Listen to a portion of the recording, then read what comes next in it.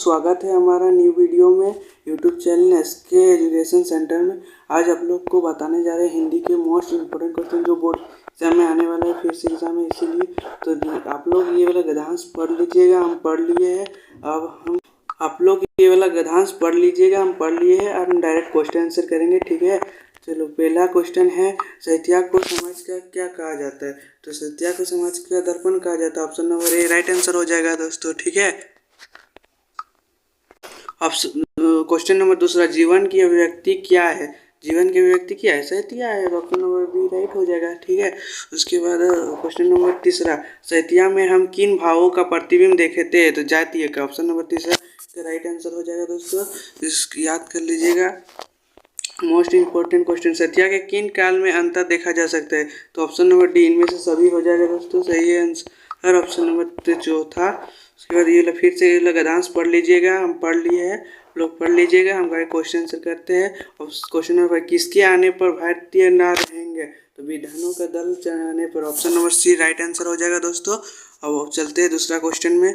तो question number 3, भारतीयवासी किसका खातिर निर्देश कार्य नहीं करेंगे? तो क्षुद्र स्वास्थ्य। ऑप्शन नंबर पहला बिल्कुल सही हो जाएगा दोस्तों, ऑप्शन नंबर पहला बिल्कुल। और क्वेश्चन नंबर 7, कवि को किसके आशा करता है? तो भारत की क्षेत्र दालिन को हानि करने के लिए। तो ऑप्शन नंबर 2 मिश्रा सही हो जाएगा। जाते हैं क्वेश्चन नंबर 8, भारत माता हमें क्या देती है? भारत माता हमें क्या देती है? खाने पीने की वस्तु है, बिल्कुल सही हो जाएगा। डी नंबर बिल्कुल सही हो जाएगा दोस्तों।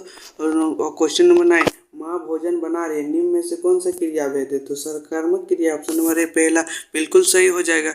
और क्वेश्चन नंबर 10 में चलते, कौन सा वाक्य आक्रमण क्रिया को उदाहरण है? तो बच्चा सो रहा है। तो ऑप्शन नंबर ए बिल्कुल सही हो जाएगा दोस्तों।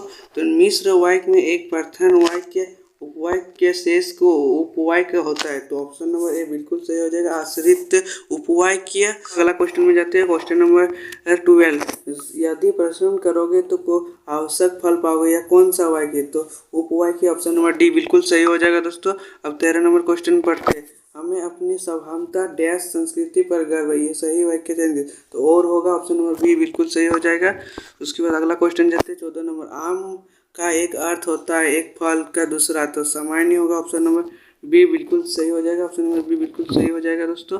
अब क्वेश्चन नंबर 15 में जाते हैं। क्वेश्चन नंबर 15, निम्न में से भाववाचक उदाहरण है? तो ऑप्शन नंबर तीसरा बिल्कुल सही हो जाएगा, माँ में चला नहीं जाता है, में चला नहीं जाता है। तो अगला क्वेश्चन है, माता पिता कौन समास है? तो माता पिता द्विम समास थे। ऑप्शन नंबर बी बिल्कुल सही हो जाएगा।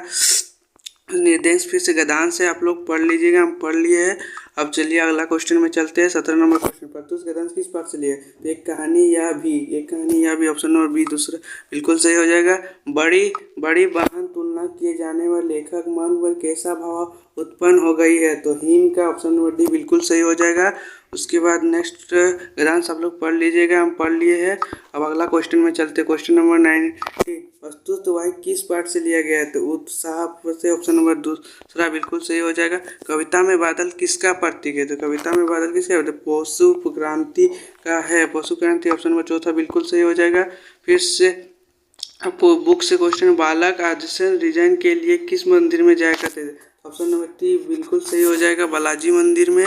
उसके बाद क्वेश्चन नंबर 22, बूढ़ा मरियाल सा आदमी कौन था? आदमी कौन था? कैप्टन चश्मे वाले। ऑप्शन नंबर बी बिल्कुल सही हो जाएगा।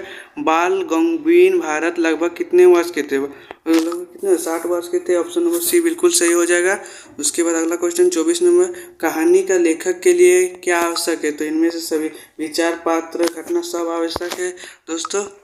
अगला क्वेश्चन 25 नंबर, श्री राम के किसके धनुष को तोड़ा था? तो शिवाजी ने तोड़ा था। Option number B right answer हो जाएगा दोस्तों। उसके बाद 26 नंबर, गोपियों ने कई ककरी ने समास किसने बताया? तो ऑप्शन नंबर दूसरा बिल्कुल सही हो जाएगा, योग संदेश को। अगला क्वेश्चन 27 नंबर, कवि के अनुसार छाया की भूमिका क्या होता है? तो दुख की प्रासी होता है, बी नंबर राइट आंसर हो जाएगा दोस्तों। 28 नंबर क्वेश्चन, यह तुंदी मुस्कान कविता को कवि को एक घटक निहार रहा है? तो ऑप्शन नंबर सी बिल्कुल सही हो जाएगा, शिशु होगा दोस्तों।